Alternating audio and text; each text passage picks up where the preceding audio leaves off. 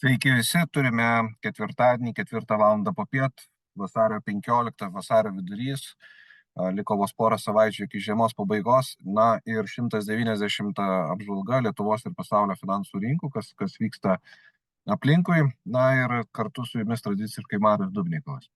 Tai pasižiūrėkime, kas vyko. Iš tiesų vyksta beprecedentinis ramumas finansų rinkose. Įdėjau ilgesnį grafiką VIX indekso, kuris rodo investuotojų baimės. Tai jeigu pažiūrėtume į šį laikotarpį, na, tokio laikotarpio praktiškai turbūt nesame matę labai labai ilgą laikotarpį, kad būtų taip ilgai, būtų laikomasi ypatingo stabilumo. VIX indeksas svyruoja tarp 11-14 punktų. Na ir atrodo, kad visos baimės yra išnykusios iš finansų rinkų ir tai duoda be abejo pozityvus labai rezultatus. Tai mes matome per grąžas, kuris demonstruoja tiek investiciniai fondai, tiek įvairūs indeksai ir praktiškai visi, kas investavo, kas investuoja periodiškai, gali mėgautis išties įspūdingomis grąžomis. Tai baimės yra rinkose tikrai sumažėjusios, nepaisant visų rizikos faktorių, kurie egzistuoja. Na, o jie dažniausiai yra apibūdinami labai paprastai, tai yra be abejo karo rizikos įtampos, geopolitinės įtampos ir, kas svarbiausiai, rinkimai praktiškai visose valstybėse, na, ne visose, bet didžioji dalyje arba didžioji dalyje ekonomikų, svarbiausių ekonomikų. Kas dar? Šiek tiek optimizmo, ne šiek tiek, bet reikšmingai duoda optimizmo Jungtinių Amerikos valstijų pirkimų vadybininkų indeksas. Šovė sausio mėnesį jisai virš 50 punktų. Na, šovė, tai čia tarsi skamba labai, labai stipriai, bet iš tiesų tokio aukšto indekso mes nematėme ištisus metus. Ir ką tai reiškia? Tai reiškia, kad gamyba Jungtinėse Amerikos valstijose atsigauna. To buvo galima tikėtis ir apie tai daug kartų kalbėjome. Tas matėsi iš to, kad vis tik tai senka gamintojų sandėliai, ilgą laiką stabdžius gamybą, stabdžius pirkimų vadybininkus neužsakinėti žaliavų, komponenčių ir panašių dalykų. Natūralu, kad sandėliai tuštėja ir anksčiau ar vėliau privalai pradėti gaminti, nes kitu atveju tiesiog neturėsi ką pasiūlyti savo pirkėjams. Tai šioje vietoje įvyko tas spyruoklės efektas, jinai buvo spaudžiama žemyn, na ir galiausiai jinai iššovė į teigiamą pusę. Jeigu pažiūrėtume pagal sektorius, tai paslaugų sektorius taip pat kilo ir kilo ganėtinai stipriai, virš 52 punktų sausio mėnesį. Na ir minėtas gamybos rodiklis, jisai išaugo virš 50 punktų. Tai tik tai priminsiu, kad indeksą skaitant, PMI indeksą skaitant, yra svarbu žiūrėti tendenciją, kuri keičiasi į teigiamą pusę. Ir antras dalykas, tai yra atspirties taškas yra 50 punktų, kuris sako, kad yra augimas lyginant su praėjusiais metais ar susitraukimas. Tai šiuo metu esame virš 50 punktų, kas reiškia, kad pirkimų vadybininkai yra aktyvesni gerokai negu prieš metus. Ir tai reiškia, kad vadovai, akcininkai instruktuoja pirkti žaliavas komponentės. Tai reiškia, kad po kurio laiko matysime atsigaunančią gamybą, po kurio laiko matysime ir augančią ekonomiką. Paprastai yra kalbama, kad tas efektas bus 6 mėnesių laikotarpyje. Tai ta prognozė yra teigiama. Na ir bendras kompozit arba sujungtas PMI indeksas tiek gamybos, tiek paslaugų sudaro 52 punktus ir yra gerokai aukštesnis negu buvo gruodžio mėnesį, kai siekia šiek tiek daugiau negu 50 punktų. Europa taip pat tendencija, matote, toksai susiformavo lėkštelės dugnas, iš kurio buvo iššauta šiek tiek aukščiau. Aišku, iki 50 punktų Europoje dar gerokai toli, bet bent jau tendencija formuojasi kažkokia tai stipresnė, nes nuo spalio mėnesio augimas yra akivaizdus. Jeigu žiūrint pagal sektorius, tai gamyba pagerino savo situaciją, paslaugos praktiškai išliko tam pačiame lygyje, vis dar susitraukimas, bet netoli 50 punktų. Na ir composite indeksas dėka pramonės atsigavimo, kas yra iš tikrųjų ašis, bet kokiu atveju gamyba ir postūmis ekonomikai, padidėjimas buvo bendro indekso nedidelis, bet tai yra teigiamas poslinkis, kas tikrai džiugina. Na ir kaip pavyzdys, šiandien buvo atskleista naujiena, kad Italijos ekonomikos, kuri iš esmės yra pasižymė, na, tokiu sudėtingu, sakykime, ritmu. Tai yra ekonomika, kuri buvo sudaužyta COVID, ekonomika, kuri apskritai gyvuoja ganėtinai sudėtingai, nes yra kūrybinis požiūris į finansus. Iš tiesų šauna į viršų ir prekybos perviršis stebina, gerokai virš analitikų prognozės ir matome nuo knockdowno 22 metais, kai šalis iš tiesų daug importavo, o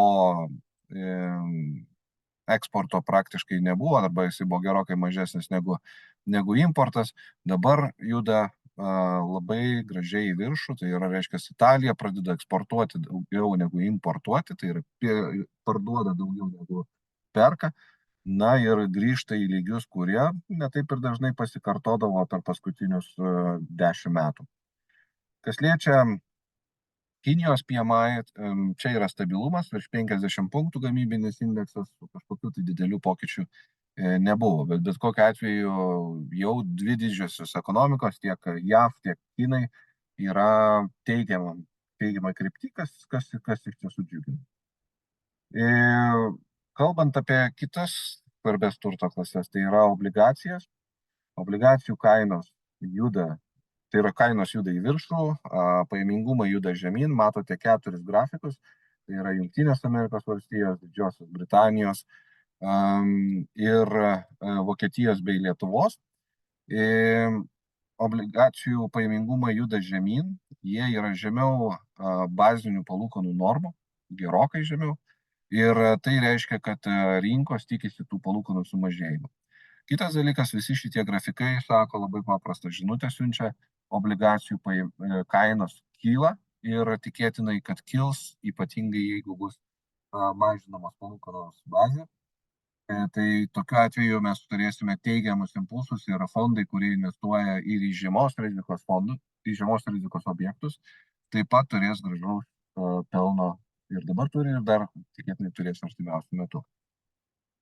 Kas dar iš šitos žinutės, tai labai įdomus dalykas, kad mes kaip Lietuva 10 metų skolinamės pigiau negu Jungtinės Amerikos valstijos arba Didžioji Britanija. Bet iki vokiečių mums dar tikrai trūksta, bet čia yra sunku lygintis šiuo atžvilgiu. Tai belieka tik pasidžiaugti, kad mes mokame tikrai daugiau mažiau rinkos palūkanas. Kas liečia palūkanas, kovo mėnesį Jungtinėse Amerikos valstijose bus susirinkimas Centrinio banko. Iki šiol praktiškai 80% tikimybė buvo, kad palūkanos bus mažinamos jau kovo mėnesį. Dabar, matant darbo rinkos rodiklius, matant Centrinio banko atsargumą, ar tikrai negrįš infliacija, ta tikimybė apsivertė visiškai priešingą pusę.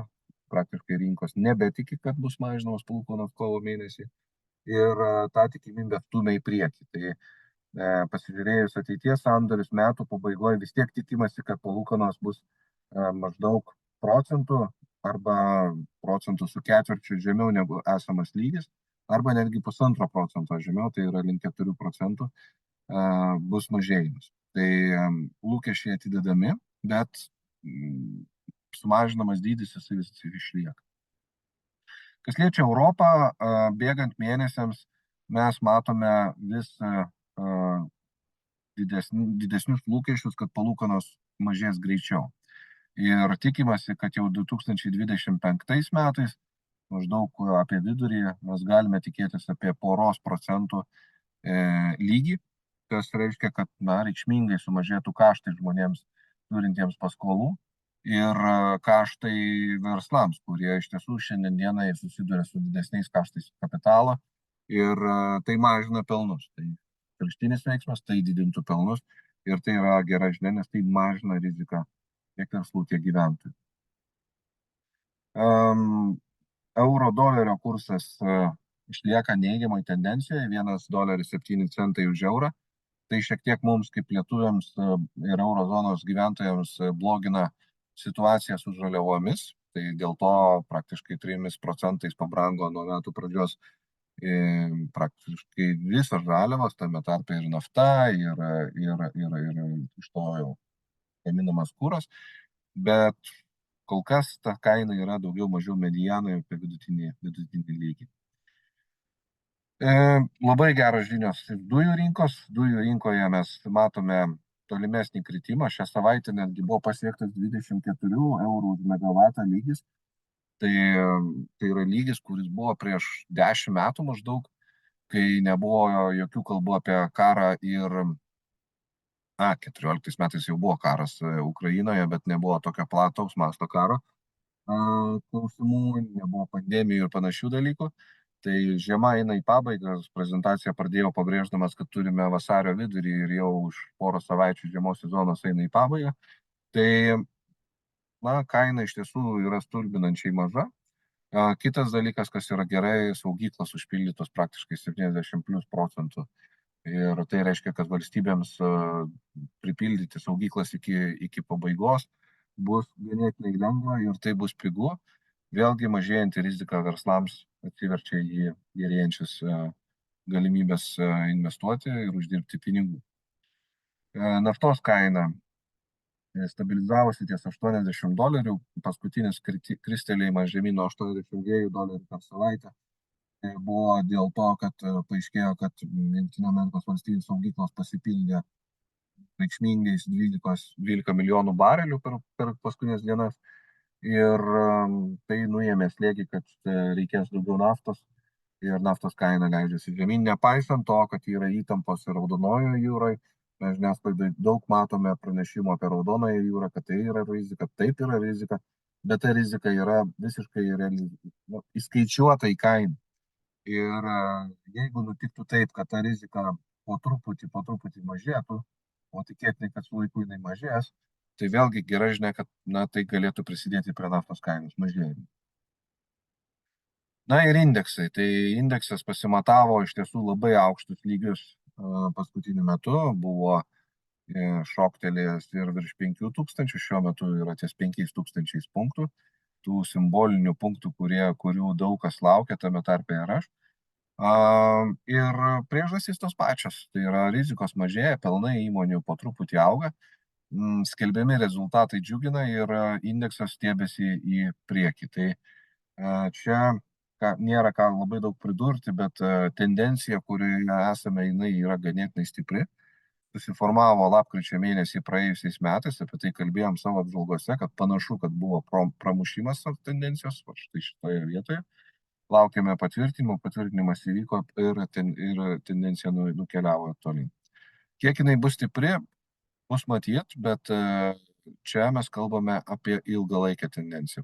Priminsiu, ilgalaikės tendencijos yra laikomos tos, kurias ko gero juda 3 mėnesius ir ilgiau. Be Jungtinių Amerikos valstijų rekordus fiksuoja ir Europos, tai čia pateikiau Eurostoxx 50 indeksą, kuris atspindi 50 stambiausių, svarbiausių Europos kompanijų. Ir čia mes matome taip pat rekordinės aukštumas, priežastys lygiai tos pačios, įmonės skelbia metinės veiklos rezultatus, tiek finansų sektorius, tiek gamybinės įmonės rodo pelningumus ir tai yra gerai. Visa tai vyksta fone to, kad PMI rodikliai taip pat juda į priekį. Tai va čia yra, sakyčiau, fundamentalus pagrindas, tai nėra spekuliatyvu, kad kažkas tai sugalvoja pažaisti rinkoje optimistą ir sukelti kainas, pabandyti iš to išlošti, bet tai yra fundamentalus pagrindas, nes finansiškai šie akcijų kainų manevrai yra išties pagristi. Vario kaina išlieka stabili, taip pat kaip ir kinų PMI-us, praktiškai svyravimų nėra. Matysime, čia pasiutpulkė tikriausiai, kai atsigaus kažkada tai kinai, kol kas ten didesnių judėjimų nėra. Ir įdomus dalykas, tai yra kyla apetitas akivaizdžiai rizikingesnėm investicijom, aukso kaina kristelėjo žemiau $2000 už unciją, užburta riba, niekaip jie negali įveikti šitos ribos. Ir tai lemia, kad, tai rodo, kad iš tiesų rizikos apetitas mažėja, rizikos apetitas didėja ir investuotojai nebenori matyti savęs, sakykime, aukso pozicijų. Kas liečia mūsų fondus, iš tiesų labai smagu kiekvieną savaitę juos atsiversti ir matome vis gerėjančius rezultatus. Tai metų pokytis obligacijų fonduose svyruoja tarp 2,5–5% ribose. Tai ir kaip ir minėjau, čia yra pasiekmė to, kad obligacijų paimingumai leidžiasi žemyn ir visos obligacijos, kurios buvo nupirktos prieš tai, jų kaina didėja, nes jeigu nusipirki obligaciją už, tarkime, 4%, o jos paimingumas nukrenta iki 3%, tai maža to, kad gauni per tą laiką savo procentukus, bet ir tokia obligacija už 4% yra daug vertingesnė negu 3%. Tai dėl to mes turime tą pokytį ir jeigu centriniai bankai pasignalizuos arba parodys, kad yra jau pasirengimas mažinti palūkanas, tas procesas gali netgi ir įsibėgėti. Tai žemą riziką toleruojantiems žmonėms obligacijos neša visai gražias grąžas šiais metais. Kas liečia vidutinę riziką, taip pat atitinka rizikos lygį pajamingumai nuo 5 iki beveik 8%. Ir čia jungiasi dvi jėgos. Tai viena dalis yra obligacijos, kita dalis yra finansų rinkos akcijos, kur, kaip matėme, tiek Europoje, tiek Jungtinėse Amerikos valstijose fiksuojami rekordai. Ir dėl to ir vidutinė grąža atrodo įspūdingai. Na ir aukščiausia rizika, čia paveikslėlis yra viskas labai puikiai gražu, išskyrus visą, kas susijęs su kinais, nes kinai stagnuoja, nes investicijos bėga iš tenais ir stabdymas vyksta didelis. Kas man labai džiugu, tai yra naujai startavę fondai. VAG Central Europe ir VAG Emerging Market fondas, beje žalesis ESG fondas, tai jo grąža didėja, jie yra pakankamai švieži fondai, kas liečia ESG fondą, bet grąža jau 12 mėnesių eigoje pasiekė 7%, kas kaip rizikingam, bet žaliam fondui yra labai labai neblogai. Na, o Centrinės Europos fondas apskritai lygiai su lygiais konkuruoja su Jungtinių Amerikos valstijų arba besivystančios Europos fondų ir turime pasirinkimą jau iš tokių, sakykime, 3 fondų, kurie esant gerai situacijai iš tiesų demonstruoja stiprius veiklos rezultatus. Tai tiek iš manęs, kitas susitikimas vasario 22 dieną 16:191 kartą iš eilės ir laikas klausimams.